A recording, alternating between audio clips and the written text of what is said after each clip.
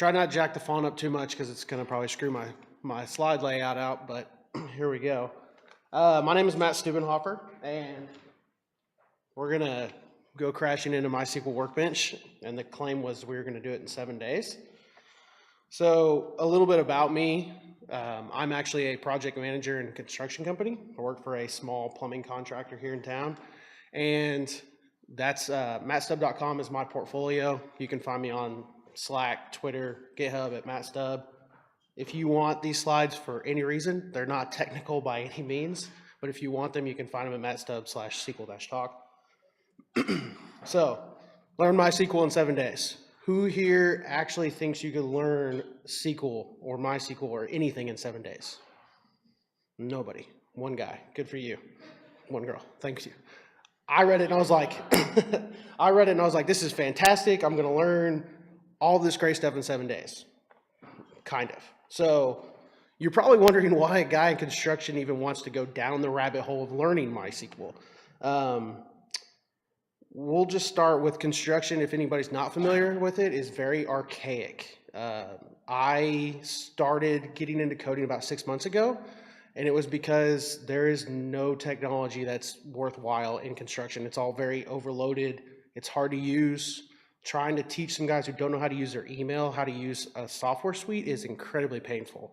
So on top of that, subcontracting, which is where I'm at, is even worse. There's no discussion. You won't find plumbers talking to plumbers about trades because everything is a trade secret. So nobody wants to discuss how we do this and how you could do this better. So we started looking for a new software suite. Like I said, we got really overloaded. It's really bad, and all it is basically a glorified Access. So my boss was like, hey, we're not going to pay this $10,000 a year for the software. Why don't you just build it? And I started laughing, and I was like, there's no way. There's literally no way. And that kind of led me down this rabbit hole, and here we are. I'm through most of the front end and learning databases. So that's where we're at. You might see that I'm carrying a packet here. In subcontracting, we love paper. Like not the cheap paper, 30-pound, good copier grade paper, and truckloads of it. Lots of paper. That's 3 months of project data that's on our desk today, actually. And that is actually half of what it was when I first started.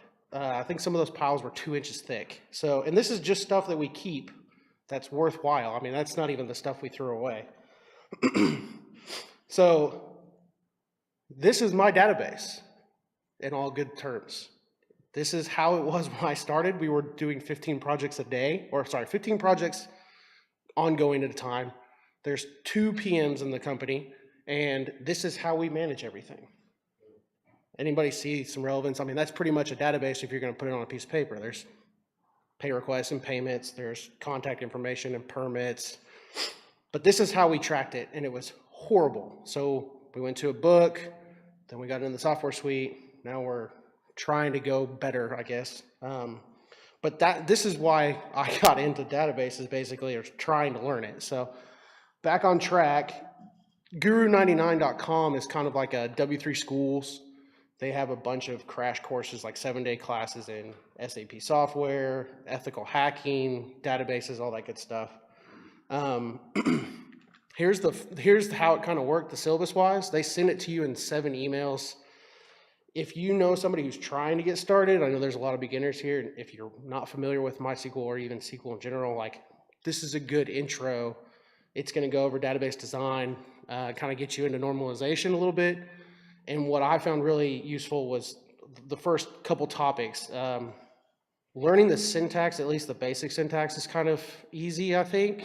Getting into the queries and the joins and unions, stuff like that, definitely a little harder. But taking away the database design was a big thing for me, because how do I take this packet and all of that paper and turn it into something that's usable for us? So I'm sitting there thinking that syllabus, I'm going to learn all this in 7 days. Honestly, in 7 days, I really learned how to use MySQL Workbench, and I got really good with the select statement. because that's all it is like select all from members and select all from member ID, or sorry, movie rentals. They kind of give you uh, a seed of about 20 or 30 data points that you kind of play with. So, like I said, though, MySQL Workbench, I'd try, like, before I got in tech or before I started in tech, I prided myself on the guy who's going to put everything together and never read anything. I'm not going to read documentation. I'm not going to ask for help. Like, I'm a stereotypical male. I do not ask for directions. Had to really throw that out the window when I got into tech, because I think I destroyed my computer twice trying to set up Workbench, and it's really not that hard. So with that being said, this does like a really good job of walking you through and getting you set up. When I say destroy, I mean I'll literally just kind of watch my command line a little bit. But it also goes into modeling. I didn't even know forward engineering was a thing. That was really cool. And it talks about normalization, which when you have a bunch of repetitive data that spans across it, this is 1F.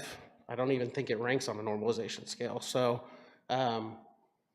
it kind of gets you going in that direction. It's definitely fundamentals. And for me, it was helping me solve a real life pain, like really painful. I have a writer's callus on my hand that will never go away.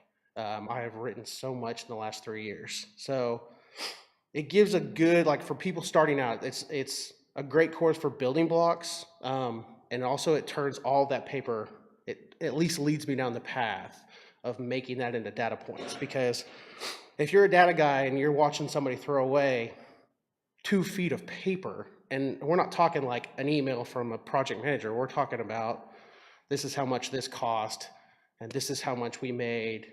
Like, this is all data that we should be playing with. We should be using this to figure out where are we losing money, where are we making money, and we're just throwing it away. And I guarantee you we're not the only subcontractors that do this. My wife builds houses, and I've seen the invoices from her subs, and they are terrible. So I really think getting into tech has kind of taught me, like, this is a very wide realm of data that nobody even plays with, I don't think. There are big architects and general contractors that play with it, but for the most part, nobody plays with it, and if you're looking for a startup, hit me up. Does it get, I was really proud of myself after I got through this. It's like, great, I've got answers for everything. I was like on a high, and then I realized I'm probably not. I'm still really green, really learning. Honestly, I've played with SQLite a little bit on a couple apps that I've built, and I played with Mongo. Don't shoot me, but it's pretty easy. So if you're a JavaScript guy, it's really easy. So, but in all seriousness, though, it really, like, I played with Solo Learn because it was on my phone. But if I hadn't have found that, this is a really good introduction on like how the syntax works, how to work with it. And like I said, it gives you a great foundation. You can't be proficient in something if you don't have a good foundation in it. So where next? Probably gonna go play with SQL Fiddle.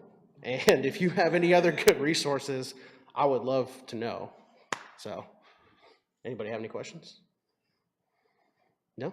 All right. So, oh, yeah, I do have a question. So go for it. You've identified this huge amount of paper, huge amount of data for doing all kinds of things like waste detection, comparison, your performance, and you're starting to build databases to bring that in. So, are you like literally writing kind of a version market app that you're going to try to run the company off of? So the question was kind of what am I going to do? What's the end game with all the data and what I'm going to do? So I was looking, we use a software suite called eSub. It's very overloaded, but it's proprietary software. So looking at it, I can kind of see why. I have been trying to plug away and find a framework I like. I really hate frameworks. My only knowledge was C++ before JavaScript. So the JavaScript language is bonkers to me. So, but yes, the end game is to take the software we have is so overloaded. We only need like 4 parts of it. So my end game was, can I build something that's small that works for us, but it takes all this data and saves it? Like, how can we retain this and use it? And then from there, be able to build off and build pieces of it. So That's why instead of the normal me would just jump into things and like hit it headlong, and then 3 months later you're going, I don't even know how I'm going to refactor all of that. So that is the end game. I don't know when the end game will happen. So, but yeah. So no hard timeline, but has what you created, some of the tables you created, plugged it into so far, already produced results for your company? Have the tables created, have the tables I've created produced anything? No, they haven't, because I have not actually done any database work with it. Okay, so that's the part you're on. You said Correct. front end, and now you're onto that. Correct. Okay. Yeah. So Kimberly knows this because it's kind of how I got started in this whole thing was I ran through the front end, great, and then you get to the point and you're like, wait, how do I turn this into something that's actually usable other than, hey, you have a really pretty website, but what do you want to do with all this data? So that's where I'm at. I'm building, trying to get familiar with the back end, trying to get familiar with databases. Mongo was obviously, like I said, Mongo was easy, but if I'm going to do a lot of comparisons and try to figure out the data, that's probably not even close to the best resource. So that's why I jumped down this path. So, yeah, go ahead. Is the startup option still open? Yeah. Yeah. I mean, honestly, like I've got, yeah, you come talk to me anytime you want. Hit me up on Slack.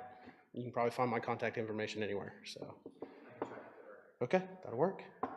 Anybody else? All right. Thanks for your time.